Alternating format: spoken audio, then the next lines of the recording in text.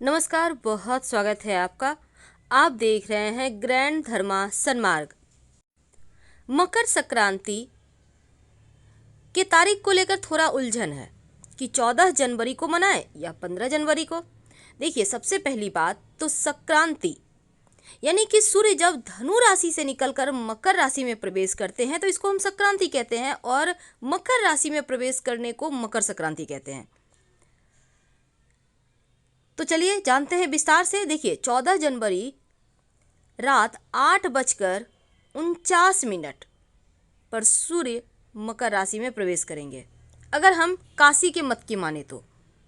लेकिन अगर हम इधर दिल्ली की अगर हम जनरल बात करें तो दोपहर 2:29 पर सूर्य मकर राशि में प्रवेश करेंगे। अब 15 जनवरी को शनिवार है, दोपहर 12:49 तक संक्रांति का पुण्यकाल स्नान का मुहूर्त रहेगा। ऐसे में मकर संक्रांति 15 जनवरी को मनाई जाएगी और 15 जनवरी को ही स्नान, ध्यान, दान, पुण्य करना अच्छा रहेगा। लेकिन अगर हम दिल्ली की आधार मानकर देखें तो 14 जनवरी को दोपहर 2:29 से संक्रांति लग जाएगी और शाम 5:45 तक विशेष शुभ मुहूर्त है स्नान का।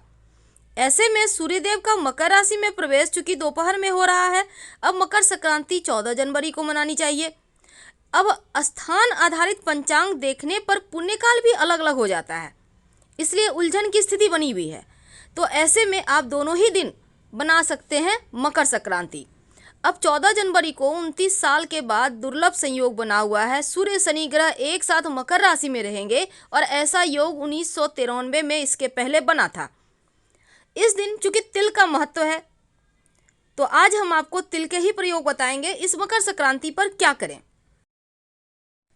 मकर संक्रांति का त्यौहार देश के अलग अलग हिस्सों में अलग अलग नाम से जानता है। जैसे कि सूर्यदेव की पूजा काले तिल से तो इस दिन करना ही चाहिए, और काला तिल सूर्यदेव को जब आप जल अर्पित कीजिएगा ना, तो लोटे में डालकर अर्पित कीजिएगा। इस दिन काली उड़द की दाल, चावल, घी, नमक, गुड़ और खिचड़ी का दान किया जाता है। अब काला तिल और गुड़ से लड्डू बनाकर खाए भी जाते हैं और दान भी किए जाते हैं, क्योंकि शास्त्र के अनुसार तिल का दान करने से सूर्यदेव और शनिदेव दोनों की ही कृपा बरसती है। सूर्य ग्रह जो है हर महीने ही राशि परिवर्तन करते हैं, लेकिन मकर राशि में आने को जो मकर संक्रांति कहा जाता है, इस दिन सूर्य उत्तरायण हो जाते हैं और उनका उत्तरायण होना बहुत शुभ माना जाता है। तो भगवान सूर्य की पूजा काले तिल से ही होगी, इस बात का ध्यान रखना है। साथ ही इस दिन काला तिल का विशेष प्रयोग किए जाते हैं। विशेष प्रयोग क्या है ये भी हम जानेंगे, लेकिन पहले दो बातें आपके लिए। देखिए, ज्योतिष के अनुसार शनिदेव काले तिल का संबंध जो है ना उनसे है, शनिदेव से है, और सूर्यदेव का संबंध गुड़ से है। अब संक्रांति के दिन सूर्यदेव शनिदेव के घर मकर राशि में जाते हैं। ऐसे में काला तिल और गुड़ से बने लड्डू सूर्य और शनि के मधुर संबंध का प्रतीक बन जाता है, माना जाता है। और सूर्य और शनि दोनों ही मजबूत ग्रह माने जाते हैं, और ऐसे में जब काला तिल और गुड़ के लड्डू का दान करेंगे तो सूर्य और शनि दोनों ही प्रसन्न होंगे और इसका प्रसाद ग्रहण करेंगे पूरे परिवार के साथ, तो उनकी पूरी कृपा आपके घर में सुख समृद्धि के रूप में बरसात करेगी। अब काला तिल को लेकर सूर्यदेव शनिदेव की एक पौराणिक कथा भी प्रचलन में है। कथा के अनुसार सूर्यदेव अपने पुत्र शनिदेव को पसंद नहीं करते थे और इसी कारण उन्होंने शनिदेव को उनकी मां छाया से अलग कर दिया। अब माता और पुत्र को अलग करने के कारण सूर्यदेव को कुष्ठ रोग का श्राप मिला। जब सूर्यदेव के दूसरे बेटे यमराज ने कठोर तप करके उनको कुष्ठ रोग से मुक्त करवाया। अब रोग मुक्त होने के बाद सूर्यदेव ने क्रोध में आकर शनिदेव और उनकी माता का घर कुंभ जो है वो जला दिया। इसके बाद यमराज के समझाने पर सूर्यदेव का जो करोक्षरण हुआ तो पुनः शनिदेव के घर पहुंचे, जहां पहुंचकर उन्होंने देखा कि सब कुछ जल चुका था, केवल काला तिल वैसे का वैसा ही रखा था। और सूर्य के घर पधारने पर शनिदेव ने उनका स्वागत उसी काले तिल से किया। इसके बाद सूर्यदेव ने उन्हें दूसरा घर मकर उपहार के रूप में दिया। इसके बाद सूर्यदेव ने शनिदेव को कहा कि जब भी वे उनके घर नए मकर में आएंगे, नए मकान में आएंगे, उनका घर फिर से धन धान्य से भर जाएगा। साथ ही कहा कि मकर संक्रांति के दिन जो भी काला तिल गुड़ से सूर्यदेव की पूजा करेगा उसके सभी प्रकार के कष्ट दूर हो जाएंगे और सूर्य और शनिदेव दोनों की ही कृपा प्राप्त होगी। तो शनि और सूर्य से जुड़े कष्ट दूर हो जाएंगे, इसलिए मकर संक्रांति पर काला तिल और गुड़ का खास महत्व है। यह तो थी कि काला तिल और गुड़ की महत्व क्यों है, लेकिन काला तिल का विशेष प्रयोग भी इस दिन किया जाता है। कहा जाता है अगर मकर संक्रांति के दिन तिल यानी कि नहाने के पानी में काला तिल के 2-4 दाने डालकर स्नान करें, तिल को छुएं और छूकर दान करें और तिल को खाएं। ऐसा करने से, इसलिए इसको तिल संक्रांति कहा जाता है, ऐसा करने से जीवन के जो तिल परेशानी है, जो तिल करके जीवन में कष्ट आया हुआ है, उससे तिल जो आप जल रहे हैं उनसे मुक्ति मिल जाती है। यानी तिल हर परेशानी समाप्त। अब संक्रांति के दिन तिल का दान करने से राहु और शनि दोष भी दूर होता है।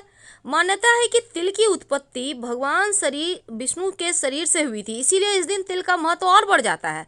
और सूर्य भगवान के साथ मकर संक्रांति पर भगवान विष्णु की पूजा भी होती है। तो तिल का प्रयोग से आप न सिर्फ मकर संक्रांति पर आप सूर्य और शनि को प्रसन्न कर सकते हैं, बल्कि आपके जो पितृदेव हैं उनको भी प्रसन्न कर सकते हैं। जब आप सूर्य को जल अर्पित करेंगे तिल डालकर, तो ये सीधे पितृदेवों को तृप्त भी करता है और उनके आशीर्वाद से सुख समृद्धि बढ़ता चला जाता है।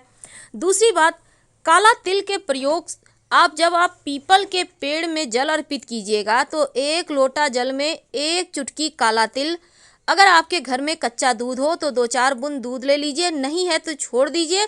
काला तिल के साथ थोड़ी सी मीठी वस्तु, गुड़ हो तो और अच्छा, ले जाकर आप पीपल के पेड़ में के जड़ में अर्पित कर दें और भगवान से प्रार्थना करें। क्योंकि देखिए, सूर्य उत्तरायण होंगे तो उत्तर दिशा भगवान की दिशा है। ऐसे में सूर्य देव के उत्तरायण होते ही भगवान देवताओं को बल मिल जाता है और पीपल के पेड़ में सभी देवी देवताओं का निवास माना जाता है। तो जब आप पीपल के पेड़ में जल अर्पित करते हैं तो देवी देवताओं का आशीर्वाद भी प्राप्त होता है और पितृदेवों को भी तृप्ति मिल जाती है।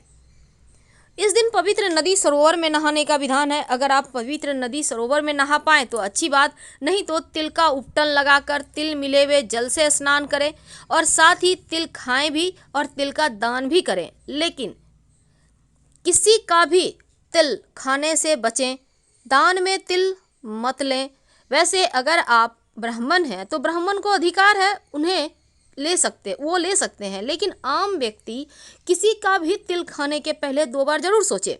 अगर आप खाते भी हैं तो बदले में कुछ दे दें, क्योंकि तिल खाने से कर्ज बढ़ता है, तिल दान लेने से कर्ज बढ़ता है। तो ये आपके ऊपर है कि आप किसका तिल खाना चाहते हैं, किसके कर्ज ऊपर चढ़ाना चाहते हैं। नहीं तो आप उसके बदले में कुछ गिफ्ट वगैरह देके, कुछ विशेष चीज़ें डालकर, या कोई आपको खिला रहा है आप भी उनको बदले में तिल के लड्डू दे सकते हैं। तो जो इसके दुष्प्रभाव है वो समाप्त हो जाएंगे।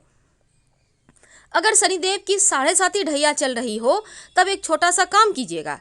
आप एक रोटी तो वैसे इस दिन बनेगा नहीं, लेकिन अगर बना हो तो काला तिल गुड़ रखकर अपने ऊपर से 3 बार उतार कर गाय को या कुत्ते को खिला दें।